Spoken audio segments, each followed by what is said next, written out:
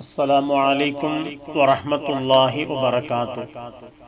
പ്രിയമുള്ള സഹോദര സഹോദരിമാരെ, അള്ളാഹുവിൻ്റെ അപാരമായ അനുഗ്രഹത്താൽ വിശുദ്ധ റജബ് മാസം നമുക്ക് സമാഗതമായിരിക്കുകയാണ്.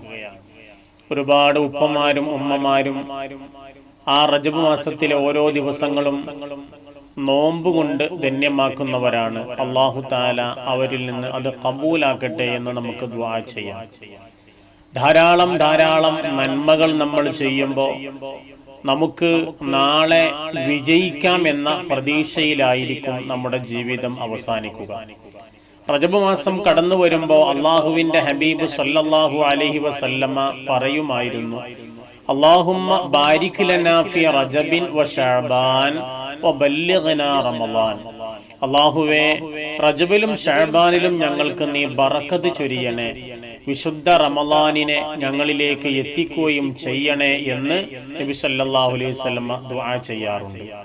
നബി സല്ലല്ലാഹു അലൈഹി വസല്ലമ ഇങ്ങനെ ദുആ ചെയ്യുമ്പോൾ ആ മാസത്തിന്റെ പവിത്രതകളെ കൊണ്ടാണ് ഇങ്ങനെ ദുആ ചെയ്യുന്നത്.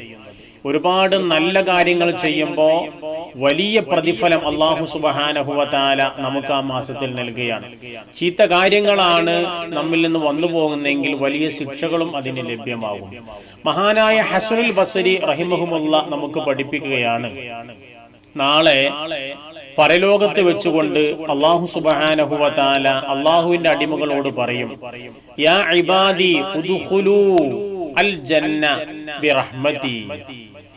യാ ഇബാദി, എന്റെ അടിമകളെ, ഉദ്ഖുലൂ, നിങ്ങൾ പ്രവേശിക്കുക, അൽ ജന്ന, സ്വർഗ്ഗത്തിൽ, ബിറഹ്മതി, എന്റെ കാരുണ്യം കൊണ്ട്. അപ്പൊ അള്ളാഹുവിന്റെ കാരുണ്യം കൊണ്ട് സ്വർഗ്ഗത്തിൽ കടക്കാൻ വേണ്ടി അല്ലാഹു തആല പറയും. പക്ഷെ ഒരു കാര്യം കൂടെ പറയുന്നു, വഖതസിമൂഹാ ബിഖദ്രി അഅമാലികും, നിങ്ങളുടെ അമലുകളുടെ കണക്കനുസരിച്ച് നിങ്ങൾ എന്റെ റഹ്മത്തിനെ ഓഹരി വെച്ചെടുത്തുകൊള്ളുക. അപ്പൊ ഈ ദുനിയാവിൽ വെച്ച് നമ്മൾ ധാരാളം അമലുകൾ ചെയ്യുമ്പോൾ ആ അമലിന്റെ കണക്കനുസരിച്ച് കൊണ്ടാണ് അള്ളാഹുവിന്റെ റഹ്മത്തിനെ ഓഹരി വെക്കാൻ നാളെ കഴിയുന്നത്. അതുകൊണ്ട് ധാരാളം അമലുകൾ നമ്മൾ ചെയ്താൽ അള്ളാഹുവിന്റെ റഹ്മത്ത് അതിന്റെ കണക്കനുസരിച്ച് നമുക്ക് എടുക്കാൻ കഴിയും. അള്ളാഹു തആല അത്തരം ഉത്തമ വിഭാഗത്തിൽ നമ്മെ ഉൾപ്പെടുത്തി അനുഗ്രഹിക്കട്ടെ. അസ്സലാമു അലൈക്കും വറഹ്മത്തുള്ളാഹി തആല വബറകാതുഹു.